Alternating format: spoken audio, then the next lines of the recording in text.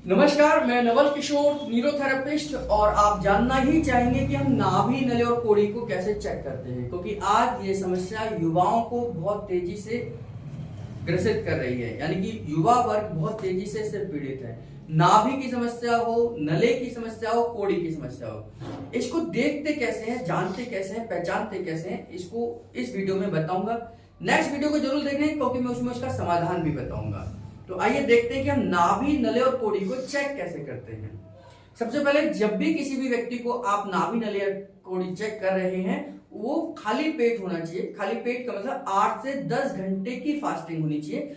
और अगर उसने खाना खाया हुआ है, अगर दिन में चेक करना चाह रहे हैं, तो उस समय पर कम से कम 4 घंटे का अंतर होना चाहिए खाना खाने के बाद में। अगर आप मॉर्निंग में चेक करते हैं तो सबसे बेस्ट है, नहीं तो आप शाम को भी चेक करा सकते हैं, लेकिन 4 से 5 घंटे का अंतर हो तो ज्यादा अच्छा है।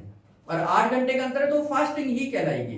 तो उस समय पर सबसे पहले पेशेंट को सीधा लिटा देंगे हम, और सबसे पहले नाभि को चेक करना है। ये देखिए, ये इनकी नाभि का एरिया है।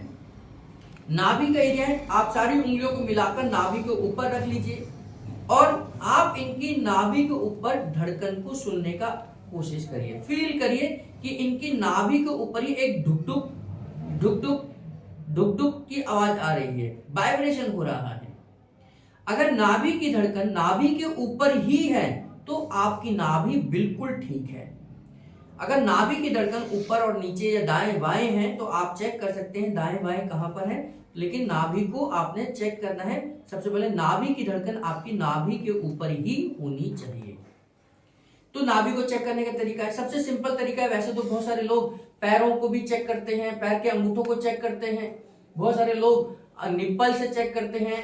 कंधे और निप्पल्स की दूरी बराबर होनी चाहिए। सबसे आसान तरीका है कि आप नाभि के ऊपर अंगूठे को, सारी उंगलियों को मिलाकर रखिए कि आपकी जो नाभि की धड़कन है वो नाभि के ऊपर ही होनी चाहिए। ये नाभि को चेक करने का तरीका है।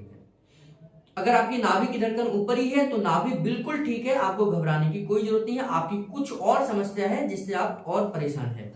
फिर हम चलते हैं नलों की समस्या के लिए। नाभि से नीचे तक सिर्फ 2-3 उंगल तक ही नाभि जा सकती है।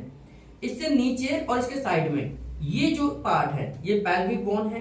पेल्विक बोन के साइड में यहां पर अगर दर्द है, यहां अगर टाइटनेस है, यहां अगर आपको लगता है कि ये बहुत स्टिफ है एरिया, यहां लगता है कि एकदम रस्सी की तरह है, पेट बहुत सख्त है, तो ये फिर नलों का एरिया है।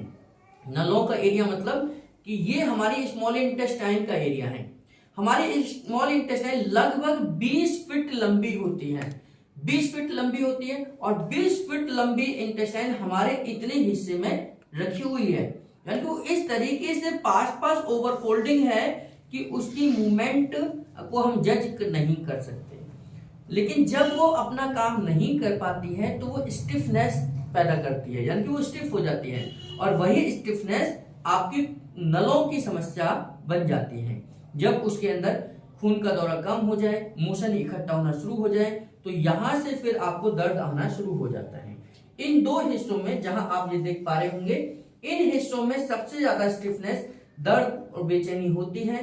और कई बार तो ऐसा लगता है किसी लकड़ी के गट्ठे पर आपने हाथ रखा है। अगर यहाँ दर्द है, झंझनाहट है, यहाँ पर आपको भारीपन है, बहुत स्टिफ है, तो निश्चित तौर पर ये नले की समस्या है। इसी प्रकार कोड़ी की समस्या, कोड़ी की समस्या आप देखेंगे तो ये स्टर्नम बोन है। यहाँ आप दबा रहा हूं तो ये बोन है, हड्डी है। हड्डी के नीचे सबसे पहला हिस्सा, हड्डी जैसे ही खत्म होती है, हड्डी जैसे ही खत्म होती है तो सबसे पहला हिस्सा आपका कोड़ी का आता है। उसके बाद हमारा पैंक्रियाज का पॉइंट है, जहां हम न्यूरोथेरेपी में आपको बताते हैं कि ये पैंक्रियाज है, इसको स्टिमुलेट करना चाहिए। तो जैसे ही यहाँ पर स्टर्नम बोन है खत्म होती है, पहला हिस्सा कोड़ी का है। अगर पेशेंट को यहाँ दबाने पर, इसके आजू बाजू दबाने पर दर्द है, इसके आजू बाजू दबाने पर दर्द है, तो इसका मतलब है कि कहीं ना कहीं आपको कोड़ी की समस्या है। यानी कि स्टर्नम बोन जहां खत्म होती है तुरंत उसके बाद में आपकी कोड़ी है, और इसके बाजू में ये हमारी रिब्स है। रिब्स में भी अगर आपको दर्द हो रहा है तो इसका मतलब आपको कोड़ी की समस्या हो सकती है। तो ये हमारा कोड़ी का एरिया हो गया, ये हमारा नाभि का एरिया हो गया, और ये हमारा नलों का एरिया हो गया। तो ये तीनों अलग अलग एरिया हैं, तीनों अलग अलग कारण से बीमारी हो सकती है, और तीनों को अलग अलग तरीके से ठीक करने का तरीका है। इन सभी बीमारियों को, तीनों बीमारियों को डायग्नोस करने के कई सारे तरीके हैं, लेकिन सिंपल टेक्निक या पेशेंट के डायरेक्ट उसी जगह पर टच करें और जहां उसको समस्या है। वैसे लोग इनको अलग अलग तरीकों से भी डायग्नोस करते हैं, लेकिन ये सबसे बढ़िया तरीका है। नेक्स्ट वीडियो में आपको बताऊंगा कि अगर ये समस्या हो रही है तो हमें उस समय पर क्या करना चाहिए। ये केवल ऐसी समस्या है जो पीड़ित है वही समझ सकता है, या जो ठीक कर सकता है वही समझ सकता है, क्योंकि ये एक्सरे, एमआरआई, सीटी स्कैन, किसी भी रिपोर्ट में ये तीनों ही समस्या नहीं आती हैं। सबसे बड़ी समस्या यही है कि ये तीनों समस्याएं किसी भी रिपोर्ट में नहीं आती हैं और पेशेंट बेचारा बहुत परेशान रहता है, बेहाल हो जाता है।